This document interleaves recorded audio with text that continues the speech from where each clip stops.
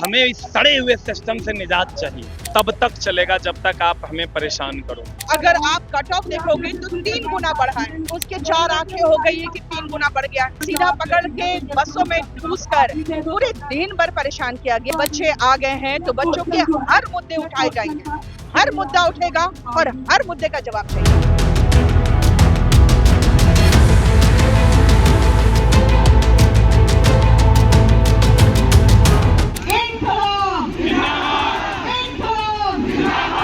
लाखों युवाओं का यही भरोसा है कि एसएससी में सुधार हो। जिसने कभी स्कूल का भी पेपर नहीं बनाया वो क्वेश्चन बना रहे, क्वेश्चन ऐसे आ रहे हैं जिसमें 3 ही ऑप्शन है, एक ऑप्शन ही नहीं है। पनोरमा ग्रुप, जो सोचता है वो करता है।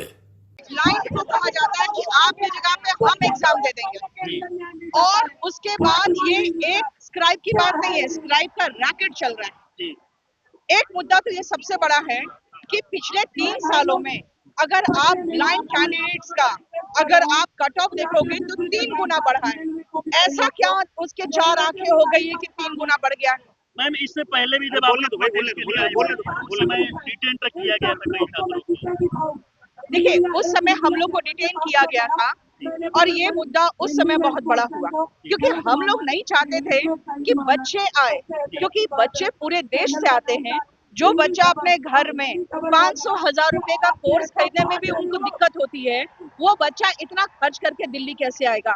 हम लोगों ने सोचा बच्चा घर में पढ़े, हम निपटाते हैं, लेकिन हम लोगों को सीधा पकड़ के बसों में ठूस कर पूरे दिन भर परेशान किया गया। ये पूरे देश ने देखा। अब जब बच्चे आ गए हैं तो बच्चों के हर मुद्दे उठाए जाएंगे, हर मुद्दा उठेगा और हर मुद्दे का जवाब चाहिए। देखिए, सरकार से सबसे पहला डिमांड है कि जो एडिक्वेटी, जिसके पास अपना एक सेंटर नहीं है, सारे सेंटर में फर्जीवाड़ा चल रहा है, वो सेंटर्स जब नहीं है उनके पास तो ये सारे सेंटर में रिमोट एक्सेस लेके वो फर्जीवाड़ा करेंगे, क्योंकि वो इतने कम पैसे में उन्होंने टेंडर लिया है जितने कम पैसों में उनको पॉसिबल ही नहीं है। टीसीएस ने उससे डबल पे टेंडर का अपना कोट किया था। दूसरी बात है कि एग्जाम रिफॉर्म खाली एसएससी की बात नहीं है। रेलवे का बच्चा 6 साल हो चुका है, वो पूरा फाइल लेके घूम रहा है कि 6 साल से हम पूरा फाइल लेके घूम रहे हैं, अभी तक हम रेलवे मिनिस्टर तक से मिल चुके हैं। यहाँ तक देखा जाता है कि देश में कई मुद्दों पर बात किया जाता है संसद भवन में, लेकिन एजुकेशन को लेकर जो स्टूडेंट को परेशानी है इसको लेके बात एजुकेशन नहीं, यहाँ रोजगार की बात हो रही है। एजुकेशन के नाम पर आप तो हर साल प्रमोशन देकर एक डिग्री तो थमा ही दे रहे हैं। बच्चे एम्प्लॉयबल तो अब बना ही नहीं रहे हैं क्योंकि उनको कुछ भी एजुकेशन दिया जा रहा है। अब आप देख सकते हैं कि सिर्फ खुश करने के लिए पूरे के पूरे देश में आप देख रहे हैं केमिस्ट्री से आपका पीरियोडिक टेबल गायब है, आप हिस्ट्री से पूरा मुगल काल गायब है। आप क्या सबको खाली हिंदू मुस्लिम नहीं ना कर सकते हैं? आप उनको जो एजुकेशन दे रहे हैं उसके बाद उनको एक रोजगार भी तो देना है। बच्चे पकोड़े नहीं तलेंगे ग्रेजुएशन के बाद, बच्चों को एक नौकरी चाहिए। और जो एक middle class, lower middle class family के बच्चे हैं वो क्या करेंगे? उनका स्टार्टअप का मतलब क्या होता है? ठेला और रिक्शा। भाई, ठेला अगर लगाना है तो किसी को पढ़ने की जरूरत ही नहीं है, वो पकौड़े बेच लेगा 6-7 क्लास पढ़ के। लेकिन जब वो ग्रेजुएशन कर रहा है और मेहनत कर रहा है और आपसे भीख नहीं मांग रहा है, वो एक सरकारी नौकरी भीख में नहीं मांग रहा, तो कम से कम उसको मौका तो देंगे आप, फ्री एंड फेयर मौका देंगे ना। बस क्या आप लोग अभी लगातार यहाँ पर डटे रहेंगे? अरे टीसीएस भाड़ में जाए, एडिक्वेटी भाड़ में जाए, हमें फ्री एंड फेयर चाहिए एक एग्जाम सिस्टम जिसमें बच्चों को अपनी काबिलियत दिखाने का मौका मिले। हमें ना टीसीएस से मतलब है ना एडिक्वेटी से मतलब है। हम टीसीएस के समय में भी लड़ाई लड़ रहे थे, उस समय हमारे 4 से 5 मुद्दे थे, अब तो पूरा का पूरा सिस्टम ही डैमेज हो गया। टीसीएस नहीं चाहिए मुझे, लेकिन हमें कोई तो ऐसा चाहिए जिसका एग्जाम सिस्टम प्रॉपर हो। अब तो एक पेन, एक पेंसिल, एक पेपर के लिए लड़ना पड़ रहा है बच्चों को। ये आंदोलन कब तक चलने वाला है? सरकार हमारी मांगे मांगेगी, तब तक तो आंदोलन चलेगा। आज प्रोटेस्ट में क्या मांग? हमारी मांग ये है कि जो जैसे कि यूपीएससी संस्था है उसमें क्रेडिबिलिटी होती है, रेगुलर एग्जाम होते हैं, एरर फ्री क्वेश्चन पेपर आता है। हमारी सेम मांग एसएससी से भी है। ये देश की दूसरी ऐसी संस्था है जो सरकारी नौकरी देती है, group B, group C, group D. अब जिनके पास यूपीएससी की प्रिपरेशन करने के लिए मतलब कैपेबिलिटी नहीं है, कैलिबर नहीं है कि आंसर राइटिंग सीख सके, वो एसएससी पे निर्भर है। लाखों युवाओं का यही भरोसा है कि एसएससी में सुधार हो, सुधार हम चाहते हैं कि एरर फ्री क्वेश्चन पेपर, दूसरी चीज टीसीएस वापस लाएं, और जो 2022-2023 में रेस्पॉन्सिबिलिटी के साथ जो पेपर होते थे आंसरबिलिटी के साथ, वो हम मांग चाहते हैं एसएससी में। शहीद भगत सिंह की फोटो लेके घूम रहे हो। जी सर, मैं बहुत इनसे मैं इंस्पिरेशन मानता हूँ शहीद भगत सिंह को, जैसे इन्होंने अपनी मांग दिनों तक रामलीला मैदान में क्रांति होगी। मुझे ऐसे लग रहा है कि अब ये क्रांति बहुत टाइम तक चलेगी। जैसे कि अभी प्रोटेस्ट हुआ था डॉग्स, स्ट्रे डॉग्स को लेके, स्ट्रे डॉग्स का जो मुद्दा था वो ऐसा था कि जिसके लिए सुप्रीम कोर्ट ने 2 हफ्तों का टाइम दिया था। मुझे नहीं लगता पर्सनली कि 2 हफ्ते में दिल्ली एनसीआर के सारे कुत्ते अंदर हो जाते हैं। उनकी मांग रखी गई। अब जो देश का युवा है, मैं ये पर्सनली उम्मीद रखता हूँ कि देश के युवा की भी मांग रखी जाए, सुप्रीम कोर्ट इसको अपने उसमें उद्देश्य में रखे कि एसएससी में सुधार हो। क्या नाम है भैया? हाँ, क्या नाम है? नीतीश। नीतीश कहाँ के रहने वाले? बिहार से। बिहार से। ये बताओ, बिहार से हो, यहाँ आए हो रामलीला मैदान में प्रोटेस्ट करने। हाँ, प्रोटेस्ट करने आए हैं क्योंकि जो है सो पिछली बार 24 में जो है सो स्कैम मेरे साथ हो गया था। नॉर्मलाइजेशन में मेरा 20 से 25 नंबर घट गया था। उसी शिफ्ट में एक दूसरा बच्चा था, उसका जो है सो 20-25 नंबर बढ़ गया था और उसका सिलेक्शन हो गया था और मेरा रह गया था।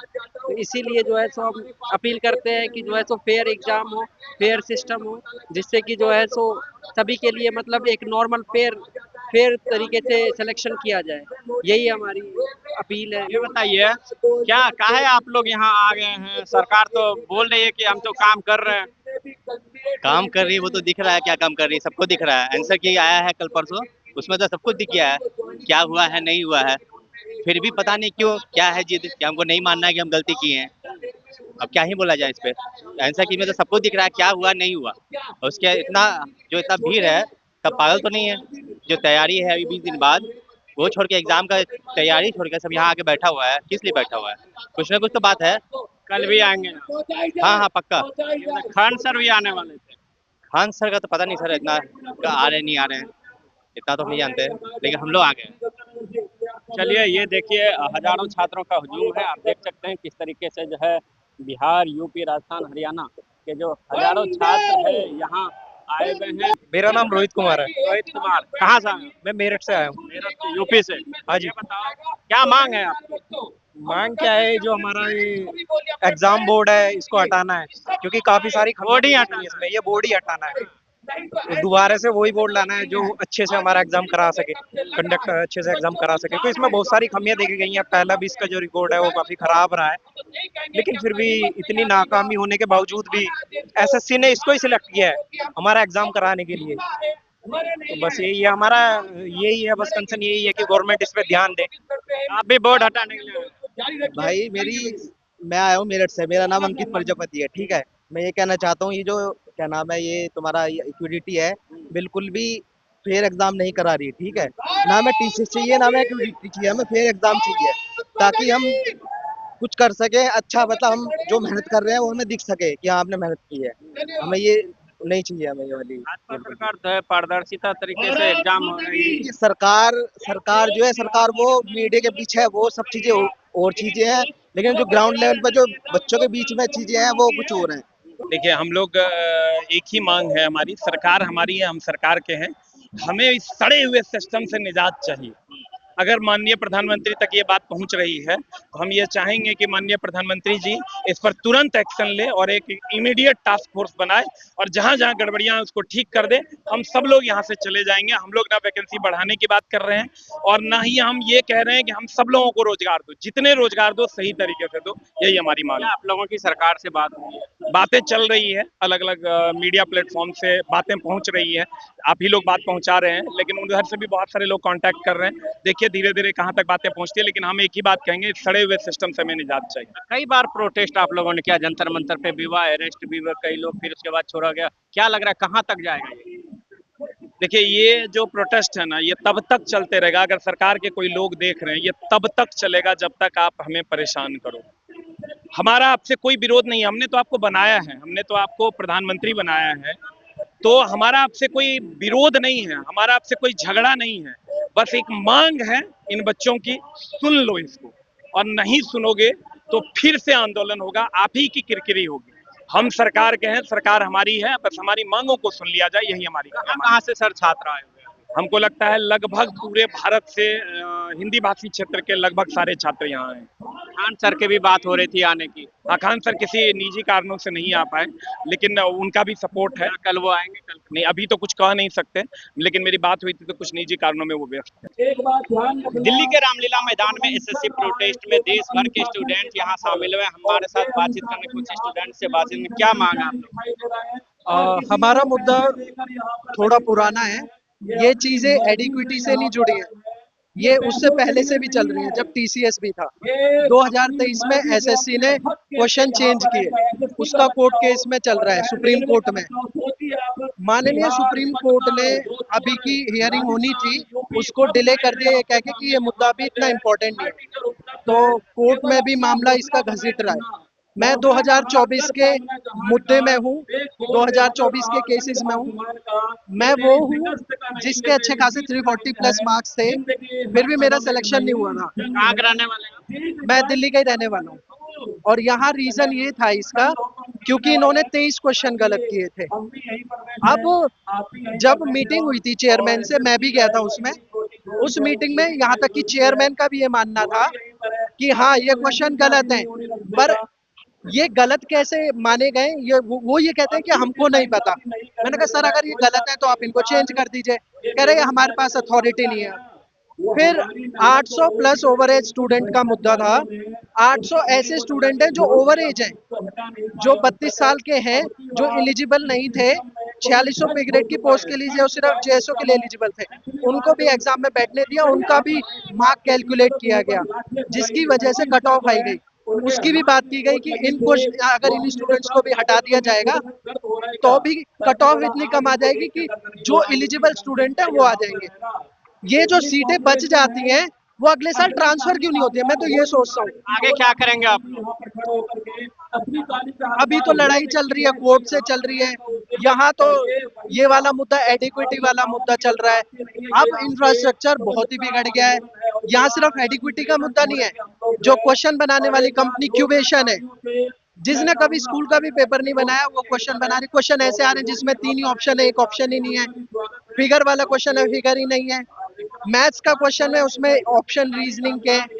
तो अगर ऐसे रहेगा तो आपके हाथ में तो सब कुछ है, आप जिसको चाहेंगे उसको उसका सिलेक्शन लेंगे, जिसको चाहेंगे उसको बाहर निकालेंगे।